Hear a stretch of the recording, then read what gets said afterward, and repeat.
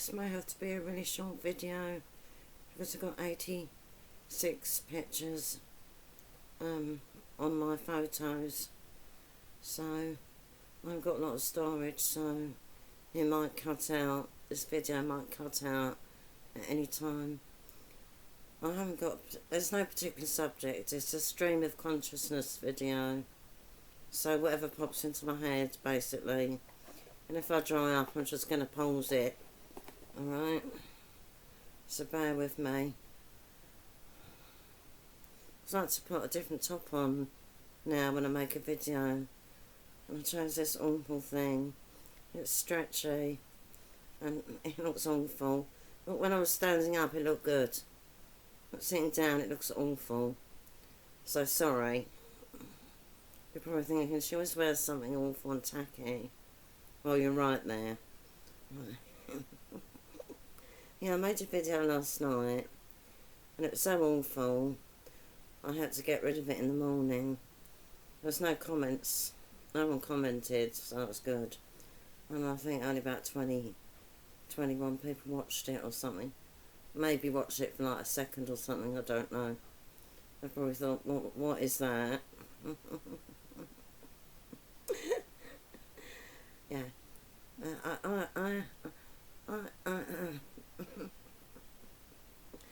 Yeah. I'm not really sure what I'm going to talk about, as I said before. So I'm going to pick an item in the room and talk about it.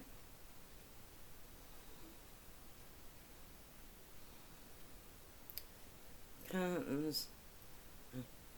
I won't talk about my curtains. They've been there for years. They're not very nice. The hem's gone on one of them. It's just come loose and it's dragging on the floor. I used to be a perfectionist, but now I'm the opposite, I'm a slob. Because when you live with someone who's a bit of a slob, you give up. You give up being a perfectionist in the home because you can't keep up with the slob.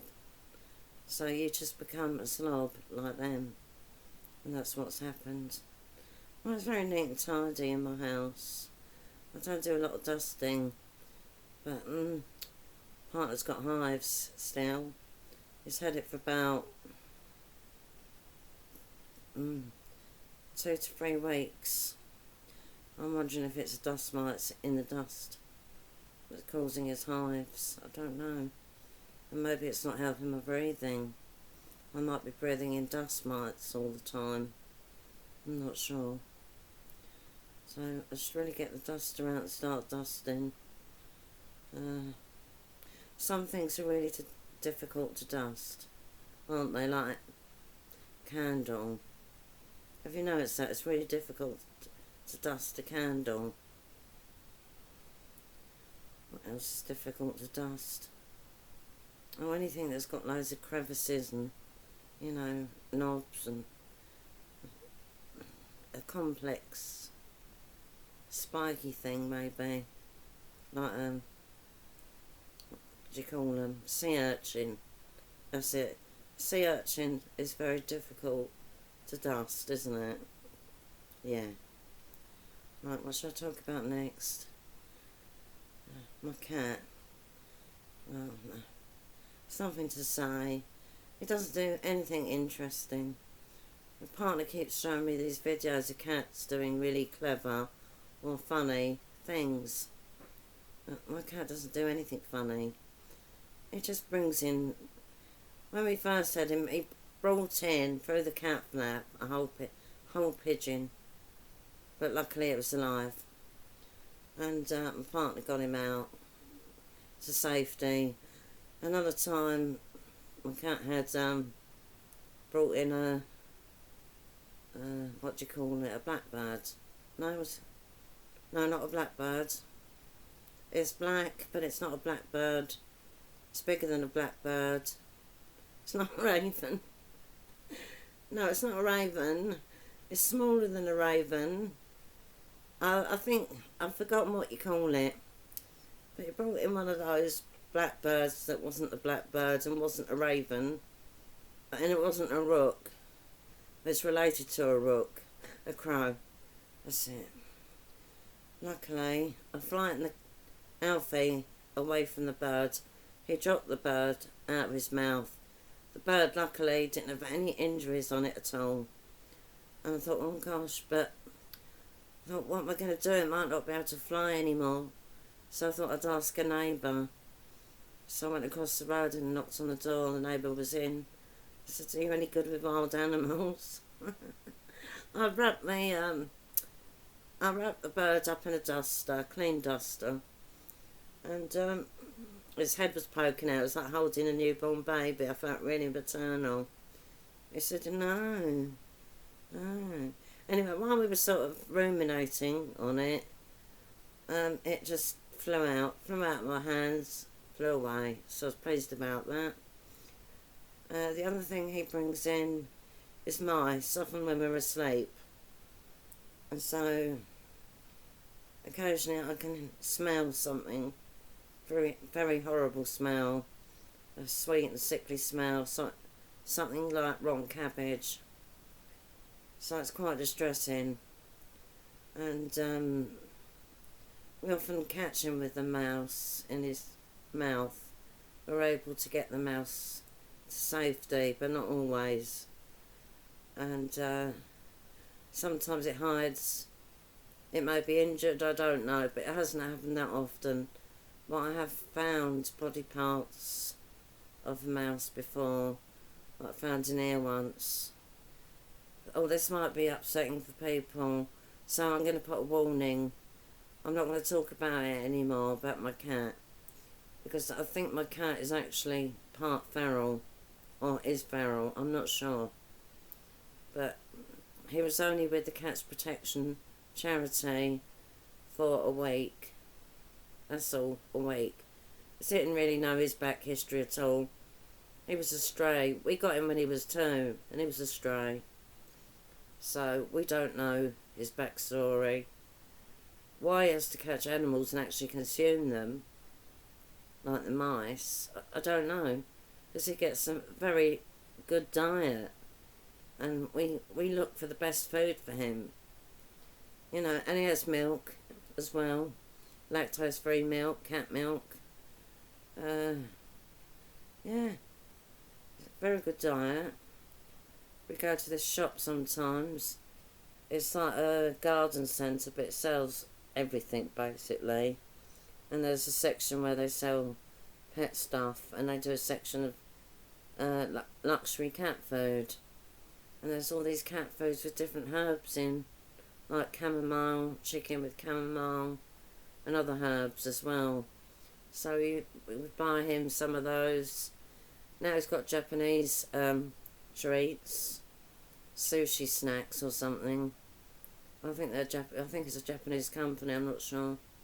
But he gets the best. He gets the best food. There's no reason he should be hunting for mice. I know it's an instinct. But do cats, domesticated cats, they might play with the mouse, sometimes kill the mouse, or bring it in to show you as a gift. But do they actually eat the mouse? I don't know. I should Google it really. But it's upsetting for me, and I haven't formed a strong bond with him. I love him in a way, but he's not much company. He doesn't take any notice of me. He used to attack me, but now I just keep my distance. If he's got that look in his eyes and he's staring at my legs, I know I've got to keep away from him. He likes sitting in the hallways, which are tiny, so sometimes I can't get into the kitchen. I've got to shoo him away, and like that. Always in front of the toilet, the bathroom in the morning. They're stretched out right in front of the toilet.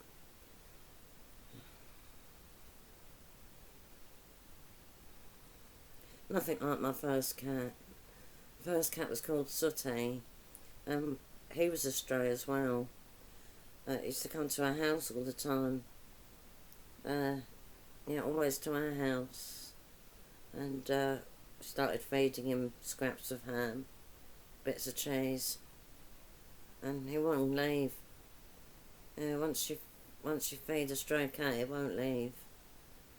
And he was lovely. People used to say it's not like a cat, it's more like a dog. It was just beautiful. And we used to stare at each other for like minutes at a time. And it was like he was conveying like a loving, sort of giving me love. And they say cats don't like being stared at, but he liked it. And we used to stare at each other. And it was just the most wonderful feeling. I was with him when he died, when he passed. It was a very sad occasion, but it was quite spiritual as well. I felt like a oneness with the universe and with my cat. It felt marvellous in a way. Yeah, and when we first, about a year later, less than a year after my first cat died, we got Alfie from the Cat's Protection. But his name wasn't Alfie then, it was Blackie. So we changed it, obviously. I didn't want that name. I wanted to call him Sebastian. But he ended up being called Alfie. And I call him Alfonso because it's more sophisticated, isn't it? Yeah, and we had to keep him in the house for 2 to 3 weeks. Because he had these vaccinations, and he had to, I don't know why exactly we had to keep him indoors for 3 weeks, but we had to. And in the first week, I think it was, 3 times, Alfie was sitting on the table, and his cheeks would flatten back, his whiskers would flatten back on his face like that, and his teeth would start chattering. He'd make that chattering noise, looking up right at the ceiling. Exactly the space, that is the area above where my cat Sooty died.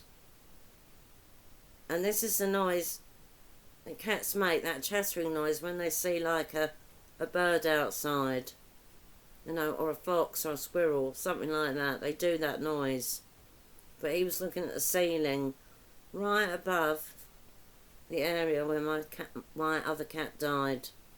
So I reckon my cat was a ghost, an orb, probably an orb. If you took a photograph, probably seen an orb in the photo.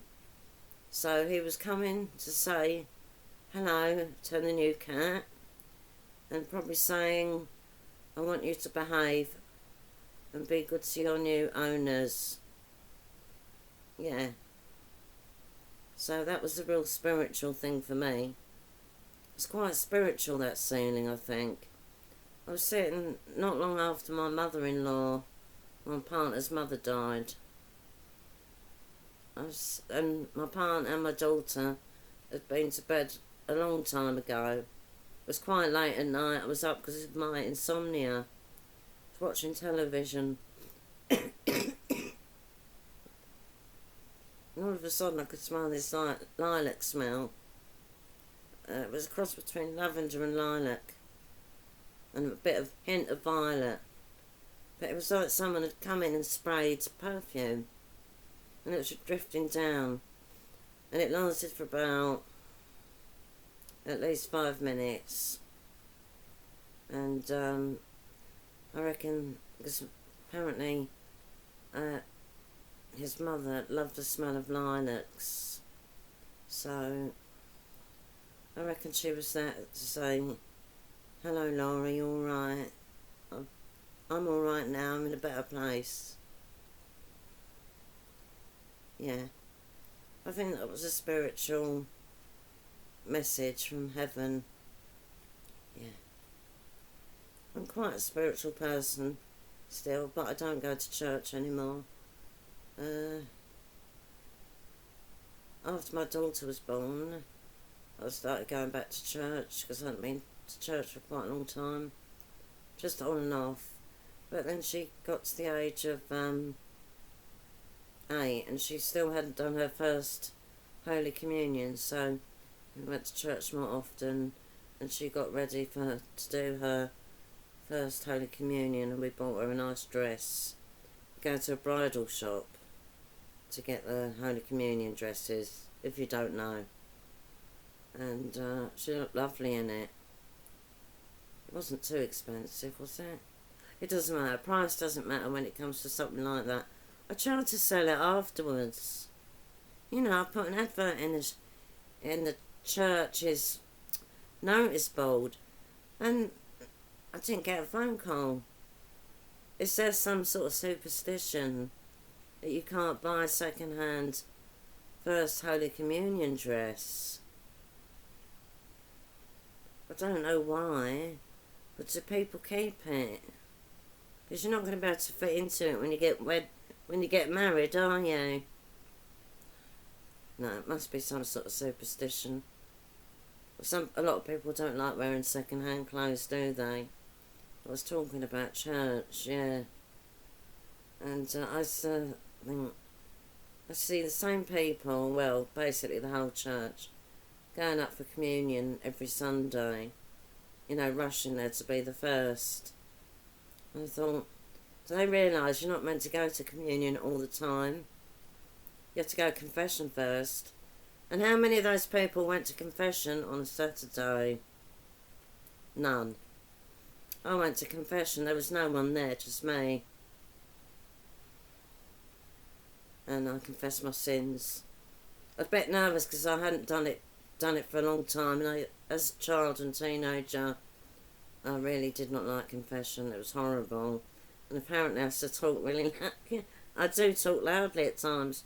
People tell me to shut up. No, they don't say that. They say, you're talking really loudly. Do you realise it? And I say, no. So, well, I didn't really have anything bad to confess. So, I was lazy. I was being cheeky to my mum. I was not listening to the teacher at school. I actually made the sins up because I didn't have any. I really didn't think I had any sins. I couldn't think of any. And yeah, I went to. Yeah, they all rushed up the communion every Sunday, and I think you've got to be sort of pure before you get it. You know, before you get the host. It's called the host. And I don't know. Years ago, I don't know who it was. Me and my sister dropped the host, didn't we? I think it was me. I'm not sure. I picked it up and put it in my mouth. It might have been my sister, but I'm sure it was me. I'll have to ask her. It's weird how I can't remember who it was. I don't think she would have done that. I think it was me. And my mum was really angry with me. She said that's embarrassing. No, well, I couldn't help it if I dropped it. And I still put it in my mouth. It was still blessed. No, the priest had blessed it beforehand. As Catholics believe that the host turns into the body of Christ when we consume it. And the wine, which was a rarity, hardly ever got the wine. And when we did, it wasn't real wine anyway. It was like grape juice, something like that. And that's the blood of Christ. Yeah. Transubstantiation or something. Can't pronounce it. Of course, I didn't believe that. I thought a lot of it was nonsense, to be honest with you. I'm not going to knock the Catholic Church out. There's a lot about the Catholic Church I liked. I like the incense. I love that smell. It's lovely. I like the statues. I like the pictures on the walls. Stations of the Cross. I like the kneeling, standing, sitting, kneeling, standing, sitting, crossing, kneeling, standing, crossing, sitting, getting up again, standing, kneeling, crossing. It was just, it was lovely. I love the ritual of it. Yeah, it was really good. I like the sermon as well. That was really good. Confession, no, I didn't like. Yeah, I did.